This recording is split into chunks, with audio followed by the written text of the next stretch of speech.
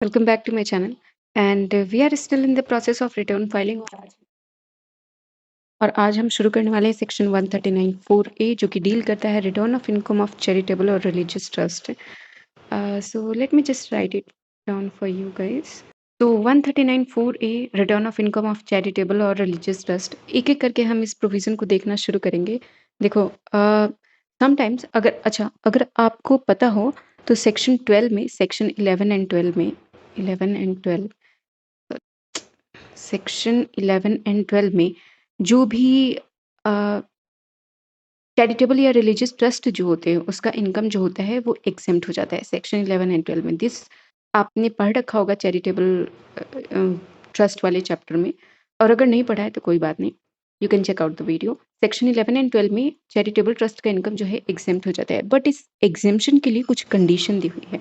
वो कंडीशन को हम थोड़ा सा यहाँ पे डिस्कस करेंगे और इसके साथ साथ हम ये भी देखेंगे कि रिटर्न ऑफ इनकम में इसका क्या प्रोविजन है। तो टू अंडरस्टैंड दिस कम्प्लीटली, यहाँ पे मैं आपको एक एग्जांपल देती हूँ। Suppose you have your gross total income of 12 lakh और आपको 11 एंड 12 में, सपोज करो आपको 11 एंड 12 में एग्जेम्पशन मिल जाती है। चलो 11 लाख की एग्जेम्पशन आपको मिल रही है, तो 1 लाख आपका टोटल इनकम आ रहा है which is less than your taxable income.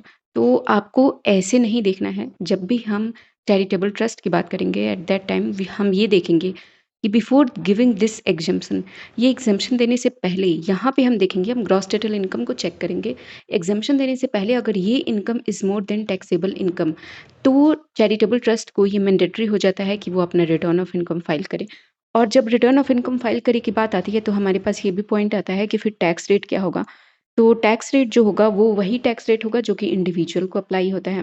Next point हमारा है कि अ, मैंने आपको बताया कि 11 एंड 12 ए में एग्जाम्पशन के लिए एक चीज़ मैंडेटरी होता है कि अकाउंट जो है ऑडिट कराया जाए।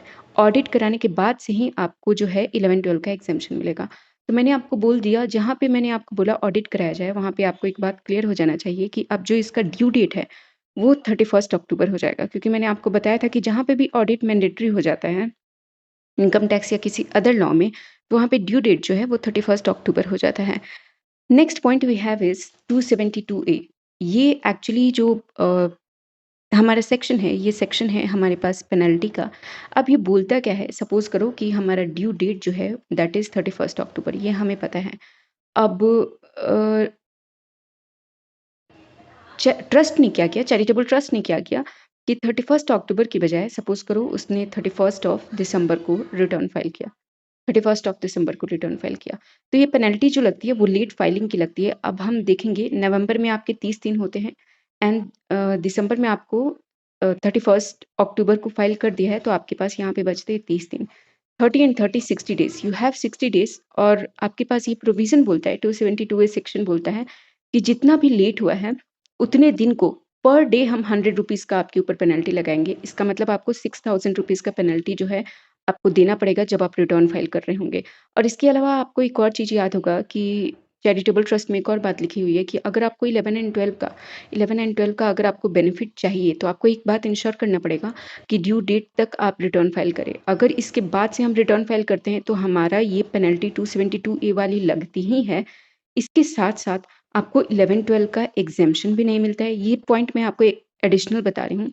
11-12 का एग्ज़ेम्पशन भी नहीं मिलता है और 272 पेनल्टी लगी, 11-12 का एग्ज़ेम्पशन नहीं मिला। साथ में आपको एक सेक्शन लास्ट क्लास का याद होगा, 234 एफ 5000 की फ़ीस लग जाती है आपकी लेट फाइलिंग पे, और अगर इनकम लेस देन 5 लाख है, तो ये फ़ीस 5 के ना होकर के 1 के हो जाती है। I hope you remember this point. So this was, मैं एक बार चेक कर लेती हूँ कोई और प्रोविज़न छूटा तो नहीं है, अदरवाइज़ तो मैंने आपको एक्सप्लेन कर दिया है। Yeah, so this was all about your section 139(4)(a) which deals with charitable or religious trust return filing. अब हम आगे बढ़ते हैं अपने नेक्स्ट सेक्शन पे। Now we have section 139(4)(b) जो कि डील करता है return of income of political party. मैं चलो for reference I am writing it here कि पता चले मैं पढ़ा क्या रही हूँ। पॉलिटिकल पार्टी के ROI के बारे में हम पढ़ रहे हैं।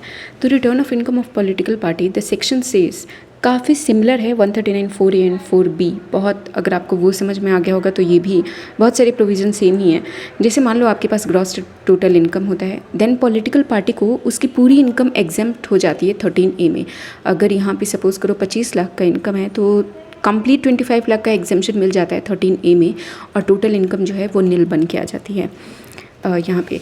सो एज़ यूजुअल आपको जो है, जब हम रिटर्न फाइल करने की बात बोलेंगे तो हम इसको एक्सक्लूड करके ग्रॉस टोटल इनकम को देखेंगे। If this gross total income is more then taxable income, तो पॉलिटिकल पार्टी के लिए मैंडेटरी हो जाता है कि वो अपना रिटर्न ऑफ इनकम फाइल करे। तो फर्स्ट इंपॉर्टेंट थिंग। दूसरा इंपॉर्टेंट ये है कि जब हम रिटर्न ऑफ इनकम फाइल करने की बात करेंगे, नहीं पहले मैं आपको ये बता देती हूँ कि प्रोविज़न एक और भी लिखा हुआ है कि अगर 13A का बेनिफिट चाहिए, then you have to make sure to file your return of income on due date. अब मैंने आपको बोला कि ड्यू डेट पे फाइल करने के साथ साथ आपको एक चीज़ और करना पड़ेगा। क्या? आपका ऑडिट कंपलसरी है, ताकि चेक हो पाए कि हाँ, जो भी आप इनकम दिखा रहे हैं या जो भी आप एग्जाम्पशन ले रहे हैं या जो आप काम कर रहे हैं वो एक्चुअली में पॉलिटिकल पार्टी के अंदर ही कर रहे हैं या फिर आप कुछ और कर रहे हैं। तो ऑडिट कंपलसरी है, और रिटर्न ऑफ इनकम अगर ड्यू डेट पे फाइल नहीं किया तो आपको जो है 13A का बेनिफिट नहीं मिलेगा। अब जैसे ही मैंने आपको बोला कि ऑडिट कंपलसरी है, आपको एक चीज़ माइंड में आ जाना चाहिए कि इसका जो ड्यू डेट होगा वो 31 अक्टूबर बन जाएगा, और 31 अक्टूबर बन जाएगा। इसके साथ साथ इसमें एडिशनल एक और चीज़ लिखी हुई है कि 31 अक्टूबर बन जाएगा कि अगर यहाँ पे हम रिटर्न ऑफ इनकम मान लो ड्यू डेट पे फाइल करते हैं तो हम रिवाइज रिटर्न भी फाइल कर सकते हैं, नो प्रॉब्लम। रिवाइज रिटर्न का इसमें प्रोविज़न दिया हुआ है। अब यहाँ पे अपने यहीं से प्रोविज़न को रिलेट करते हैं। मैंने आपको कहा कि ऑडिट कंपलसरी है तो ड्यू डेट 31 अक्टूबर बन जाएगा, और रिवाइज रिटर्न भी आप फाइल कर सकते हैं।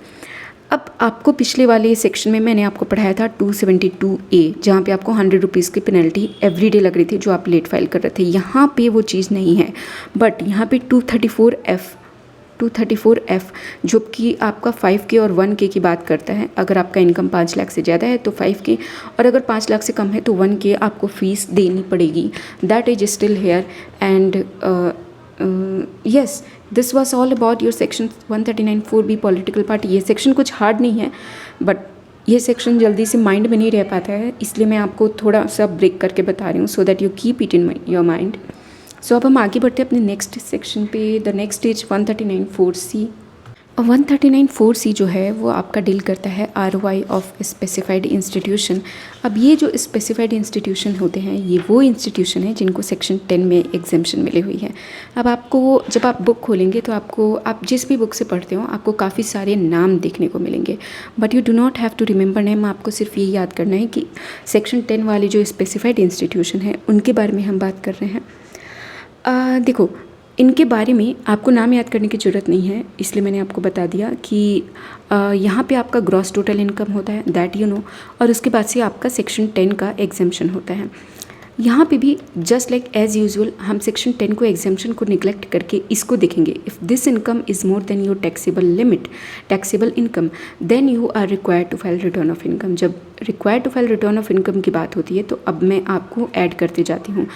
अब यहाँ पे आपको सेक्शन 10 का एग्जाम्पशन लेने के लिए एक चीज़ मैंडेटरी किया गया हुआ है। क्या? ऑडिट कंपलसरी किया गया हुआ है। जैसे ही मैंने कहा ऑडिट कंपलसरी है, आपको एक चीज़ समझ में आ जाएगा कि इसका जो ड्यू डेट है वो 31 अक्टूबर बन जाएगा। दैट मीन्स कि 31 अक्टूबर इसका ड्यू डेट है। एंड यस, जो ऑब्जेक्टिव था 139(4)C का वो यही था कि ये जो इंस्टीट्यूशन अपने आप को रजिस्टर करवा लेते हैं एज ए स्पेसिफाइड इंस्टीट्यूशन, वो बोलते हैं कि मैं रिसर्च कर रहा हूँ या मैं हॉस्पिटल हूँ या मैं ये हूँ, वो क्या एक्चुअली में वो काम कर रहे हैं जो काम बोल के इन्होंने रिसर्च करवाया था, या फिर बोल रहे हैं कि मैं रिसर्च कर रहा हूँ और काम कुछ और कर रहे हैं और पूरी की पूरी इनकम भी एग्जेम्प्ट हो जाती है। सो AO को एक्चुअली में ये पता लग सके कि जिस चीज़ के लिए रजिस्ट्रेशन हुआ था वही काम ये कर रहे हैं। फॉर दैट पर्पस ओनली यहाँ पे ये मैंडेटरी किया गया कि आप जो है रिटर्न ऑफ इनकम फाइल करो, ताकि पता चले कि आप काम क्या कर रहे हैं।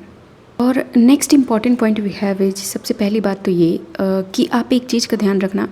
अभी मैंने आपको जितना भी 3 सेक्शन बताया, 139(4)A plus 4B and plus 4C, तीनों में जो टैक्स रेट लगता है वो टैक्स रेट जो है वो वही टैक्स रेट होगा जो कि इंडिविजुअल को लगता है। That you have to keep in mind. शायद मैंने पिछले वाले सेक्शन में नहीं बताया था। और अब आते हैं अपनी इस पुराने वाले सेक्शन पे जो हम 139(4)C पढ़ रहे हैं। इसमें पेनल्टी की बात जब हम करते हैं तो पेनल्टी यहाँ पे 272A प्लस 234C दोनों की ही पेनल्टी लगती है। मतलब अगर आप लेट करेंगे तो जितने दिन आपने लेट किया है for each day ₹100 penalty plus 5K penalty भी आपको लगेगी। आपको याद करने का एक छोटा सा ट्रिक बताती हूँ। गवर्नमेंट जो है, गवर्नमेंट कैसे बनती है? कोई भी पॉलिटिकल पार्टी होती है तो वही गवर्नमेंट बनाती है। तो जो पॉलिटिकल पार्टी होगी, जो भी गवर्नमेंट होगी, वो अपने पार्टी को तो बेनिफिट देना चाहेगी ना, तो वो पार्टी को बेनिफिट देना चाहेगी, इसलिए पॉलिटिकल पार्टी पे वो कभी भी ₹100 वाला प्रोविज़न नहीं लगाएगी। बट 5K उतना भी नहीं कर सकती है कि कोई भी प्रोविज़न ना लगाए कि आप लेट करते जाइए और हम आपके ऊपर कुछ पेनल्टी ही नहीं लगा रहे हैं। तो इसलिए 5K का प्रोविज़न है, बट पॉलिटिकल पार्टी पे ₹100 एवरी डे फाइन ऑफ ₹100 वाला प्रोविज़न नहीं है। तो अगर आपको कन्फ्यूज़न हो कि ₹100 वाला प्रोविज़न किस में है किस में नहीं है, so you have to just remember कि पॉलिटिकल पार्टी पे ये प्रोविज़न नहीं है और ये इजी हो जाएगा। And yes, this was all about your section 139(4)C। आगे अब हम देखते हैं हमारा और क्या सेक्शन आज है। Next we have section 139(4)D जो कि बात करता है return of income of research institution and university college. देखो, जो भी इंस्टीट्यूशन 35(1)(2) एंड 35(1)(3) में रजिस्टर्ड है, ये उनके लिए बोलता है कि आपको अपना रिटर्न ऑफ इनकम फाइल करना है। अब जब ये बोलता है रिटर्न ऑफ इनकम फाइल करना है, और यहाँ पे ये इंस्टीट्यूशन जब रजिस्टर्ड होते हैं तो इनके लिए एक और चीज़ कंपलसरी हो जाती है, विच इज़ ऑडिट इसके लिए कंपलसरी है। जब मैंने कहा ऑडिट कंपलसरी है, देन यू नो कि इसका ड्यू डेट क्या होने वाला है। इसका ड्यू डेट जो है वो 31 अक्टूबर होने वाला है। एंड इसके साथ साथ आपको ये भी याद रखना है कि 234F की पेनल्टी यहाँ पे है, जबकि 272A वाली पेनल्टी नहीं है। तो political party and this 139(4)D, इस दोनों में 272A की पेनल्टी नहीं है, बाकी दो में है। And then we have two more section 139(4)E and 139(4)F। इस दोनों सेक्शन में एक बात ये बोली जाती है कि 139(4)E एक्चुअली आपको डील करता है बिजनेस ट्रस्ट से, जो बात करता है कि अगर आपको कहीं पे भी आप ऐसे फॉल नहीं किए जहाँ पे आपको रिटर्न फाइल करना हो तो आप इस सेक्शन में आकर रिटर्न फाइल कर देना। उसी तरह से ये बात करता है इनकम ऑफ इन्वेस्टमेंट फ़ंड से, जो बोलता है अगर आप कहीं और पे भी आपने इन्वेस्टमेंट फ़ंड देखा और अगर आप किसी और प्रोविज़न में फ़ाइल नहीं कर पा रहे हैं तो इस प्रोविज़न में फ़ाइल करना। We have separate chapter for these two, so we will discuss in detail about this two in a separate chapter. And आज की क्लास वैसे तो बहुत छोटी होने वाली है। बिलेटेड रिटर्न आई थिंक कि मैंने आपको पढ़ा दिया है, अगर नहीं बताया है, यस आई रिमेंबर मैंने बिलेटेड रिटर्न पढ़ा दिया है, बट स्टिल मैं आपको एक चीज़ थोड़ा सा रिवाइज़ करा देती हूँ। बिलेटेड रिटर्न में बिलेटेड रिटर्न 139(4), देखो ये बोलता क्या है कि अगर एक फाइनेंशियल ईयर है 22-23, इसके असेसमेंट ईयर में आ जाओ, क्या हो जाएगा 23-24। अब ये बोलता है इसके असेसमेंट ईयर के 3 महीने पहले, मतलब कि 31 दिसंबर 23 को, इस दिन तक आपके पास टाइम है जब आप belated return, late return file कर सकते हैं, ठीक।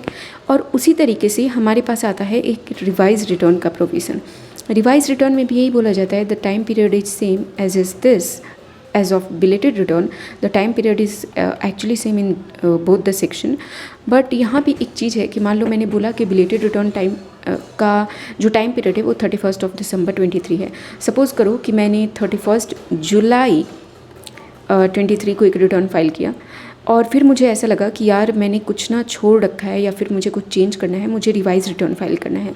तो क्या मैं इसका रिवाइज रिटर्न फाइल कर सकता हूँ या सिर्फ ओरिजिनल रिटर्न का रिवाइज रिटर्न फाइल होता है? सो द आंसर इज़ आप बिलेटेड रिटर्न का भी रिवाइज रिटर्न फाइल कर सकते हैं। And revise return can be file at any number of times, मतलब कि कोई लिमिट नहीं है कि आप 2 ही बार 3 बार ही करो। आपको हर रोज़ अपना रिटर्न चेंज करने का मन करे तो एवरीडे आप अपना रिटर्न चेंज करो। Just one thing you have to keep in mind that time limit जो है वो 31 दिसंबर 23 तक की है। मतलब आपका असेसमेंट ईयर ख़त्म होने से 3 महीने पहले आ जाओ, that is 31 December of that particular year, और बस उसी दिन तक आप अपना रिवाइज रिटर्न कर सकते हैं। So this was all about your today class. I will see you in the next video. Thank you so much for watching and I will see you in the next video.